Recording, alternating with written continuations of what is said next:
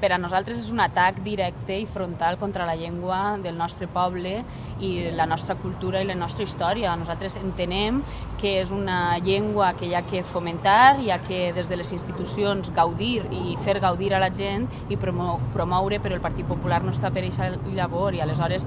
simplement això, un atemptat a la nostra dignitat com a poble valencià.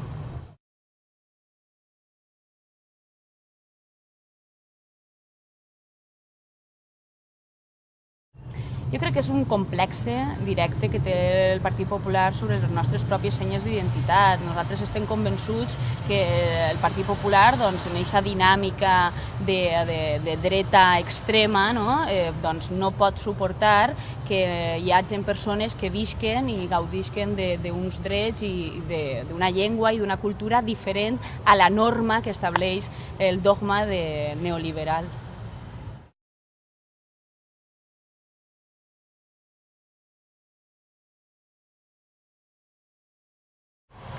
Jo crec que és positiu que hi hagi moltíssimes persones, milers i milers de persones al nostre país que volen gaudir, estudiar de la llengua, que viuen i conviuen amb ella, i no solament els valencianoparlants, sinó també els castellanoparlants que també volen que la llengua estigui present en les institucions, a nivell de centres educatius, a nivell de la vida quotidiana, i per tant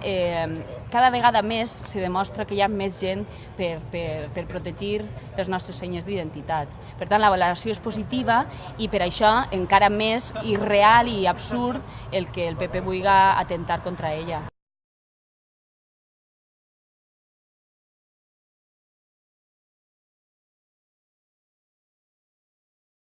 Jo crec que la manera en què Escola Valenciana ha dignificat la llengua i l'ha promogut, a més ho ha fet des d'uns valors molt positius, molt integradors i des de la base del foment de l'estudi. I per tant, el que hagin promocionat aquestes activitats que fan en les escoles, el que els xiquets i xiquetes del País Valencià puguen disfrutar de la seva llengua d'una manera també molt pedagògica i molt l'oci, quan fan aquestes activitats, jo crec que és la manera i la forma en què hi ha que imposar d'alguna manera aquests valors en la nostra societat.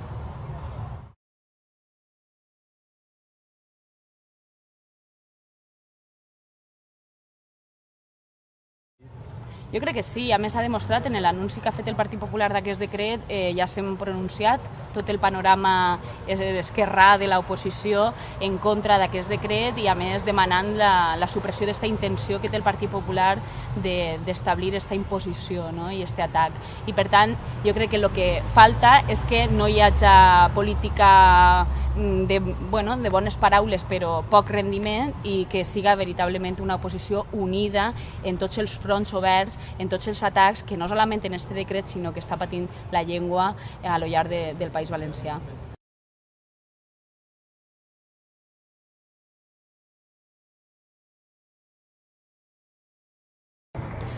Jo crec que en els últims resultats electorals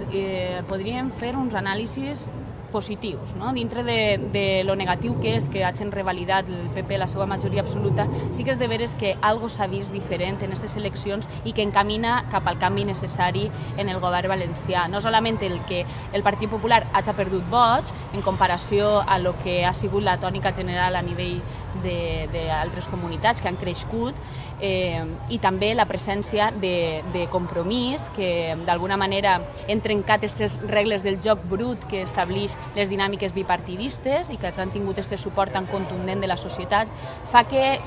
crec que estiguem ben posicionats per anar sembrant aquest canvi necessari en el 2015 i que la gent ho farà possible perquè crec que cada vegada és més evident aquesta necessitat.